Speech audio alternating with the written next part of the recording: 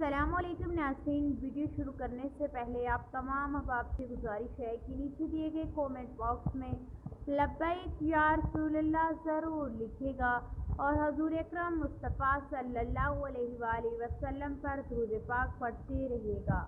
ناظرین، آج کی اس ویڈیو میں ہم بات کریں گے کہ کس طرح سے نمرود پر اللہ تعالیٰ نے مچھر کا عذاب بھیجا۔ ناظرین، ہزاروں سال پہلے کا یہ واقعہ ہے کہ اس زمانے کا بادشاہ جس کا نام نمرود تھا، وہ اپنے آپ کو توبہ نعوذ باللہ خدا سمجھتا تھا۔ وہ یہ نہیں جانتا تھا کہ اللہ کون ہے۔ نمرود اپنے آپ کو خدا سمجھتا اور لوگوں پر حکومت کرتا تھا۔ یہ اس وقت کا پہلا بادشاہ تھا جس نے بادشاہ کی ٹوپی اپنے سر پر پہنی تھی اور وہ خود پر بہت فخر محسوس کرتا تھا۔ اس بادشاہ کو یعنی نمرود کو ایک رات خواب آتا ہے کہ وہ خواب میں دیکھتا ہے کہ ایک ستارہ ایسے چمکتا ہے کہ جس کے سامنے سورج اور چاند کی روشنی مدھم پڑ جاتی ہے۔ اس کا کہنا ہے کہ وہ اس ستارے کو یوں ہی دیکھتا ہے تو وہ بجھ جاتا ہے۔ جب وہ صبح سویرے اٹھتا ہے اور اپنے خواب کی تعبیر پوچھتا ہے، جب اسے پتہ چلتا ہے کہ اس کی خواب کی تعبیر میں اس کو بتایا جاتا ہے کہ تمہاری حکومت کو شکست دینے کے لیے ایک بچہ پیدا ہوگا جو تمہیں اور تمہارے تخت و تاج کو نیست و نابود کر دے گا۔ نمرود یہ سن کر بہت پریشان ہو جاتا ہے اور وہ سب لوگوں کو یہ حکم جاری کر دیتا ہے کہ اس وقت تمام عورتیں اور تمام شوہر ایک دوسرے سے دور رہیں۔ عورتیں مردوں کے قریب اور مردیں عورتوں کے قریب مت جائیں۔ نمرود کا حکم سن کر سب لوگ اس پر عمل کرتے ہیں اور نمرود لوگوں پر کو اپنے غلاموں کو یہ کہتا ہے کہ جتنی بھی عورتیں اس وقت ماں بننے والی ہیں ان سب کو مار ڈالو، ان کو قتل کر ڈالو۔ اور یوں نمرود ہزاروں بچوں کو مروا دیتا ہے۔ اور یوں نمرود یہ نہیں جانتا کہ جسے اللہ چاہے اسے کون روک سکتا ہے۔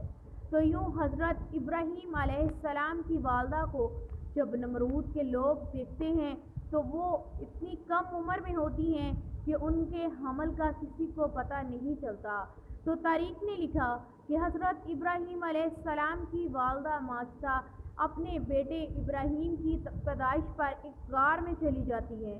وہاں حضرت ابراہیم علیہ السلام کی پیدائش ہوتی ہے اور وہ اپنے بچے کو وہیں پر چھوڑ آتی ہیں۔ حضرت ابراہیم کو دودھ پلانے کے لیے ان کی والدہ روزانہ غار میں جایا کرتی تھی اور حضرت ابراہیم علیہ السلام اللہ کی قدرت سے بہت تیزی سے بڑھ رہے تھے۔ جب بچہ ایک دن میں جتنا فاصلہ طے کرتا ہے، حضرت ابراہیم علیہ السلام وہ فاصلہ جو بچہ ایک دن میں طے کرتا ہے وہ فاصلہ وہ بہت جلد طے کرتے تھے۔ یعنی جب بچہ ایک ماہ کا ہوتا ہے تو حضرت ابراہیم علیہ السلام 1 سال کے ہو جایا کرتے تھے۔ یوں اللہ تعالیٰ نے ان کی پرورش بہت جلدی کی اور وہ بہت جلد بڑے ہو گئے۔ جب حضرت ابراہیم علیہ السلام بڑے ہو گئے تو ان کے چچا نے کہا کہ حضرت ابراہیم علیہ السلام کو کہ آپ واپس گاؤں چلے جاؤ اور وہاں جا کر اپنی ماں کی خدمت کرو، ان کا ہاتھ بٹاؤ۔ حضرت ابراہیم علیہ السلام واپس آئے۔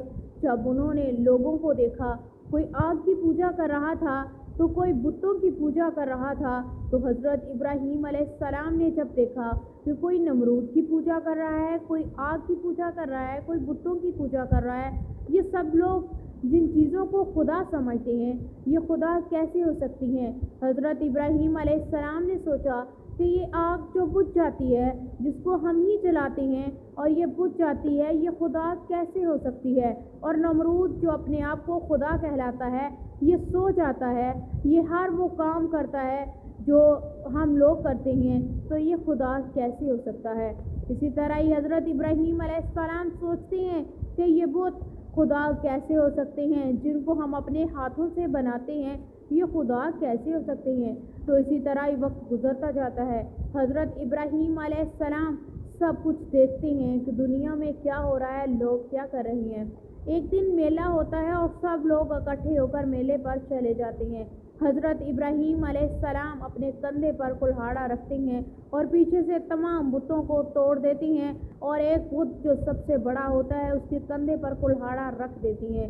جب وہ لوگ واپس لوٹتے ہیں تو وہ چیخو پکار کرتے ہیں کہ ہمارے بتوں کو کس نے توڑ دیا، یہ خود بخود تو ٹوٹ نہیں سکتے۔ تو وہیں پر حضرت ابراہیم علیہ السلام آواز دیتے ہیں کہ یہی تو میں کہنا چاہتا ہوں کہ جو بت خود ٹوٹ نہیں سکتے، جو خود کچھ بھی نہیں کر سکتے، جو چل نہیں سکتے، پھر نہیں سکتے، ہل نہیں سکتے، ان کو آپ لوگوں نے خود بنایا ہے، تو یہ آپ کے خدا کیسے ہو سکتے ہیں؟ یہ خدا کیسے ہو سکتے ہیں؟ یہ آپ کے لیے کچھ کیسے کر سکتے ہیں؟ تو اس طرح حضرت ابراہیم علیہ السلام نے جب یہ سب کیا، ان بتوں کو توڑ دیا، تو نمرود اور اس کی فوج مل کر انہوں نے اعلان کیا، لکڑیاں جمع کی گئیں، 2 سال تک لکڑیاں جمع کرتے رہے۔ نمرود نے جب 2 سال تک بے تحاشا لکڑیوں کو اکٹھا کروا لیا تو اس نے کہا کہ اس کی آگ جلائی جائے اور اس میں حضرت ابراہیم علیہ السلام کو پھینکنے کا حکم دے دیا۔ تو وہیں پر حضرت ابراہیم علیہ السلام کا رب سب دیکھ رہا تھا۔ بے شک میرا رب سب کچھ دیکھ رہا ہے، جو انسان کے دلوں میں ہے، جو وہ سوچتے ہیں، جو وہ کرنے کی کوشش کرتے ہیں، میرا رب ہر چیز سے واقف ہے۔ تو اللہ تعالیٰ سے فرشتے عرض کرتے ہیں کہ یا اللہ، کیا اگر تو حکم دے تو ہم تیرے بندے کی، تیرے پیارے ابراہیم کی مدد کو پہنچ جائیں۔ تو حضرت ابراہیم علیہ السلام کے فرشتے مدد کو پہنچ جاتے ہیں، لیکن اللہ تعالیٰ نے ان فرشتوں کو کہا کہ اے فرشتوں، اگر ابراہیم آپ کو مدد کے لیے پکارے تو پہنچ جانا۔ اور حضرت ابراہیم علیہ السلام جب اللہ کا نام لے کر اس آگ میں گھستے ہیں، اندر جاتے ہیں، تو وہ آگ گلو گلزار بن جاتی ہے۔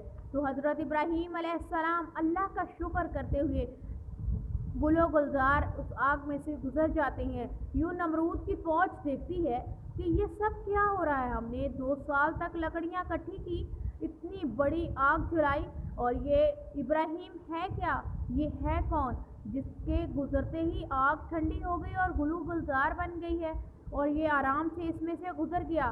تو یہ واقعہ جب نمرود کو بتایا گیا، نمرود نے کہا کہ اے ابراہیم، اگر تو واقعہ ہی میں سچا ہے، تو ثابت کر رہا ہے کہ ہم جھوٹے ہیں، تو جو تیرا خدا ہے، جو تو کہتا ہے کہ ہم سب جھوٹے ہیں اور تیرا خدا سچا ہے، تو اپنے خدا سے کہہ کہ میری فوج کا مقابلہ کرے۔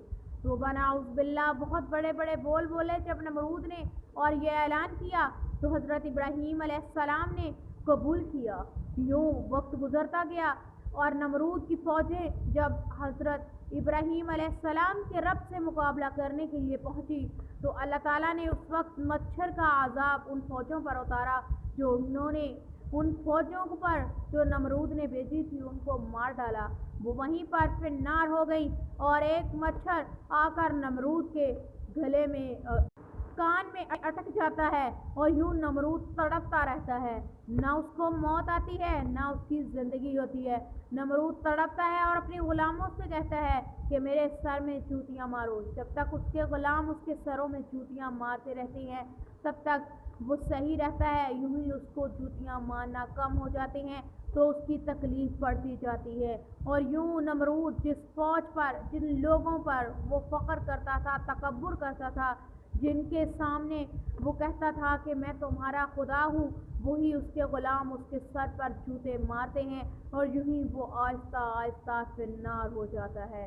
اور ابراہیم کا رب اور ابراہیم علیہ السلام جو کرنے آئے تھے وہ کر گزرتے ہیں، اور یوں وہ ثابت کر دیتے ہیں کہ بے شک اللہ ایک ہے، اس کا کوئی شریک نہیں، اس کو نہ تو نیند آتی ہے نہ اونگ آتی ہے، بے شک ابراہیم کا رب ہی اصل رب ہے اور باقی سب کچھ جھوٹ اور تماشا ہے۔ تو ناظرین، اللہ پر یقین رکھیے اور اسی کے سامنے گڑ گڑائیے، اسی سے مدد مانگیے کہ اللہ پاک ہم کو صراط مستقیم پر چلنے کی توفیق عطا فرمائے۔ اللہ تعالیٰ ہمیں ایسے لوگوں سے بچائے جن پر ان کا عذاب ہوا، اور ایسے لوگوں کے رستے پر چلائے جن پر اللہ کا انعام ہوا۔ اللہ پاک سے دعا ہے کہ اللہ پاک تمام لوگوں کو، جتنے بھی مسلمان اس ویڈیو کو دیکھ رہے ہیں، سب کو خوش رکھے، جہاں رہیں آباد رہیں۔ دعاؤں میں یاد رکھیے گا، کسی نئی ویڈیو کے ساتھ ہم دوبارہ حاضر ہوں گے، تب تک کے لیے اللہ حافظ۔